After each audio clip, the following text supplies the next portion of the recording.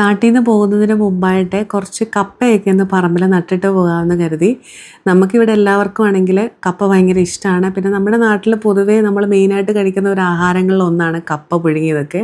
കപ്പ പുഴുങ്ങിയത് മാത്രമല്ല, കപ്പ വേവിച്ചതുമൊക്കെ കഴിക്കാറുണ്ട്.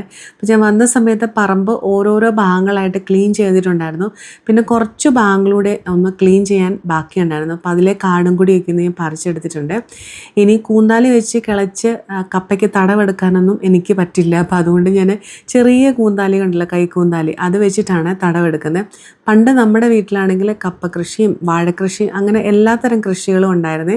അപ്പോൾ അതുകൊണ്ട് തന്നെ ഏകദേശം ഒരു ഐഡിയ ഒക്കെ ഉണ്ട് എങ്ങനെയാണ് കപ്പയ്ക്ക് തടവെടുക്കുന്നതൊക്കെ. അപ്പോൾ അതിനനുസരിച്ച് ഞാൻ ഒരു 10-12 തടം രാവിലെ തന്നെ എടുത്തിട്ടുണ്ട്. അപ്പം രാവിലെ പണിയൊക്കെ ചെയ്ത് കഴിഞ്ഞപ്പോൾ തന്നെ നല്ലതായിട്ടൊന്ന് ഉഷാറായി. ഇപ്പോൾ സമയം ഒരു രാവിലെ 6-6:30 ആയിട്ടുള്ളൂ. ഇന്ന് ഞാൻ കുറച്ച് നേരത്തെ തന്നെ എഴുന്നേറ്റു. പിന്നെ കാലും കൈയും എല്ലാം കഴുകി കുറച്ച് കറിവേപ്പിലയും കുറച്ച് കാന്താരിയൊക്കെ എടുത്തിട്ട് അകത്തേക്കൊന്ന് കയറിയിട്ടുണ്ട്. അന്ന് ഞാൻ പിന്നെ കപ്പ നട്ടില്ല, പിറ്റേ ദിവസമാണ് കപ്പ നട്ടത്.